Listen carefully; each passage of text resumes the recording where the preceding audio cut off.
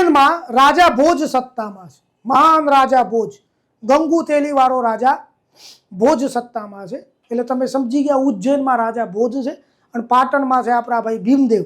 ભીમદેવને રાજા ભોજના નામનો ખતરો તો હતો જ, કારણ કે પરમાર અને સોલંકી પાસે દુશ્મનો તો અંદર ખાને ખરા જ. એટલે ભીમદેવને એમ કે રાજા ભોજ સાલો પૂરો થઈ જાય તો આપણું કામ ઈઝી થઈ જાય. પણ ભોજને ઉડાડે કોણ? તો એક દુશ્મન હતો જે ભોજનો પાક્કો દુશ્મન.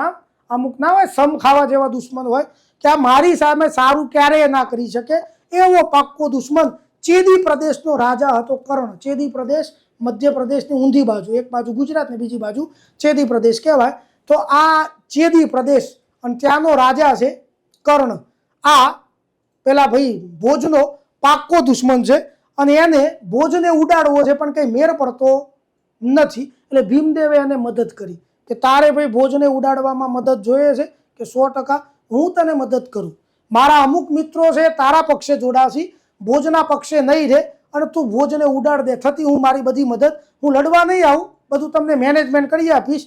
તો ભીમદેવની આડકતરી મદદ લઈ અને કર્ણએ ભોજ ઉપર આક્રમણ કર્યું. આના અગાઉ ઘણા પ્રયત્ન કરેલા પણ કર્ણ જીતી શક્યો નહીં. પણ આ યુદ્ધમાં કર્ણ જીતી ગયો, ભોજનું અવસાન થયું, એની હત્યા થઈ ગઈ અને ભીમદેવની વાહવાહી થઈ ગઈ. અને આ કર્ણએ ભોજના રાજ્યમાં લૂંટ ચલાવી, ઉજ્જૈન લૂંટ્યું, એનો અમુક વિસ્તાર એ બાજુનો લઈ લીધો અને સમાચાર આવ્યા પાટણમાં ભીમદેવ જોડે કે રાજા તમારો ભાઈબંધ તો જીતી ગયો. બહુ સારી વાત છે, મારો ખાસ મિત્ર થયો છે હવે. પણ કહે તો કે મેં સાંભળ્યું છે કે આઈશર ગાડીઓ ભરી ભરીને લઈ ગયો ઉજ્જૈનમાંથી સામાન અને તમને કોઈ હિસાબ જ ના પૂછ્યો, 1 રૂપિયાનો એ સંપત્તિમાં ભાગ ના આપ્યો. એટલે પૈસાની વાત આવે ને પછી ગુજરાતી શાંતિથી બેસી શકે નહીં અને પલાટી જ ના વળે. એટલે ભીમદેવે સંદેશો મોકલ્યો સીધો કર્ણને કે ડિયર ફ્રેન્ડ કર્ણ, કોંગ્રેચ્યુલેશન્સ, તમે જીતી ગયા એ બદલ આપણી ટીમ જીતી ગઈ. પણ તમને ખ્યાલ જ છે કે મારા સપોર્ટ વગર તો તમારું કશું એ ગાજે એવું હતું નહીં. મેં મદદ કરી, તમે આ રીતે જીતી ગયા છો અને મેં સાંભળ્યું છે કે તમે આઈશર ગાડીઓ ભરી ભરીને બધું લઈ ગયા છો, તો એમાંથી મારા ભાગનું જે આવતું હોય મેં તમને મદદ કરી એ મુજબ મને જરા બધું પોતું કરી નાખજો. એટલે પહેલા એ જવાબ રિટર્ન રિપ્લાય કરી દીધો કે ડિયર ફ્રેન્ડ ભીમદેવ, આભાર તમારો, તમે મદદ કરીએ, પણ તમે મને મદદ કરીને જ હું જીત્યો એવું જો મનમાં તમારે રહી ફસાઈ ગયું હોય તો આ તમે ખોટી ફાંકા ફોજદારી કરી રહ્યા છો. તમે ખાલી થોડી મદદ કરી મેનેજમેન્ટ કરવામાં અને એ હિસાબે તો તમને ખાલી આ 40 કિલો ચાંદી આપવામાં આવે છે. 20-20 કિલોની 2 મૂર્તિઓ મોકલી અને હરાહર ઇન્સલ્ટ કરી કોની? ગુજરાતના રાજાને.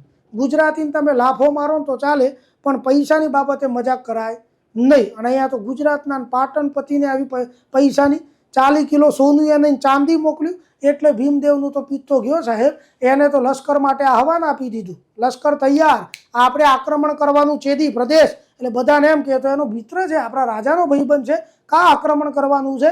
એમ કરતો કરતો એક મંત્રી ભીમદેવને મળવા આવ્યો. મંત્રીનું નામ છે દામોદર મહેતા. લોકો પ્રેમથી એને ડમરો ડમરો કહેતા કે રાજા શું કરવા આક્રમણ કરો છો? એ તમારો ભાઈબંધ છે અને ભાઈબંધને થોડા આ રીતે ઉડાડી દેવાય. અરે કે ભાઈબંધ પૈસાની મજાક કરે, બધી ચાલે પણ પૈસાની ના ચાલે, એટલે આપણે આક્રમણ તો થશે જ. દામોદરે કીધું કે મને રાજા એક મોકો આપો, હું પ્રસંગ તમારો હરવો કરી નાખું. તો કે ચાલ આપ્યો. એટલે દામોદર સાહેબ સીધો પહોંચી ગયો ચેદી પ્રદેશ. 4-5 મહિના માટે ત્યાં રહ્યો અને પછી પાછો આવ્યો પાટણમાં, છોટા હાથી ભરીને આવ્યો, પ્રોપર્ટીનો ઇસ્યુ સોલ્વ કરી નાખ્યો. ભીમદેવને બધા ગાંડા થઈ ગયા, કઈ સાલું યુદ્ધ થયું હતું અને તે બધો પ્રસંગ પૂરો કરીને પૈસા લઈને આવ્યો અને માર્કેટમાં સન્નાટો કરી નાખ્યો. અને ડમરો, દામોદર મહેતાનું હુલામણું નામ આપણે બોલ્યા મુજબ ડમરો છે. ત્યારથી ગુજરાતી ભાષામાં ડાહ્યો ડમરો શબ્દ અસ્તિત્વમાં આવી ગયો. તમને નહીં ઘણા કહેતા કે અમારા લાલ્યો કે બહુ ડાહ્યો ડમરો છે. તો આ ડમરો ફેમસ થઈ ગયો. એને પાટણમાં એક કૂવો બંધાયો જેનું નામ પડ્યું દામોદર કૂવો. એટલે આ સિમ્પલ 2 લીટીની વાત આપણે થોડી ધ્યાન ઉપર લઈ લઈએ કે માળવાના પરમાર વંશના રાજા ભોજને હરાવવામાં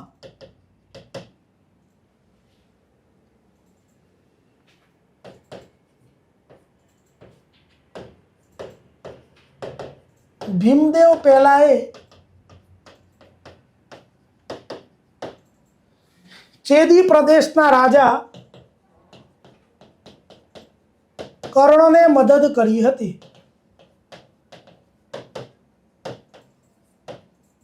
આ યુદ્ધ પછી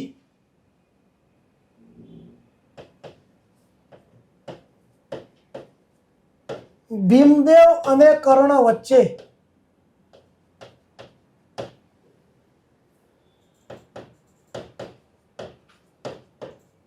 ભોજની સંપત્તિ બાબતે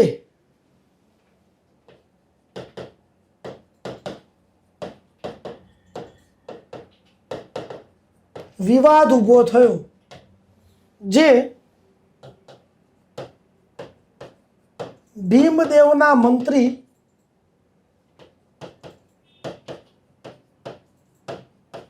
દામોદર મહેતા કૌંસમાં ડમરાએ હલ કરી આપ્યો. તો આટલો એક પ્રસંગ ઊભો થયો. આમાંથી તમને MCQ વાળા બધા પ્રશ્નોના જવાબ આપણે બોલ્યા એ મળી જાય. અને આ દામોદર મહેતા જે ખરા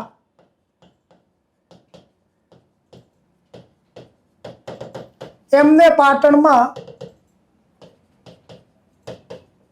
દામોદર કૂવો બંધાવ્યો.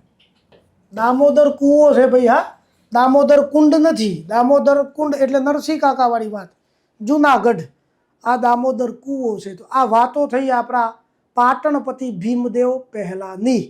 ભીમદેવ પછી સત્તામાં આવ્યો છે હવે કર્ણદેવ.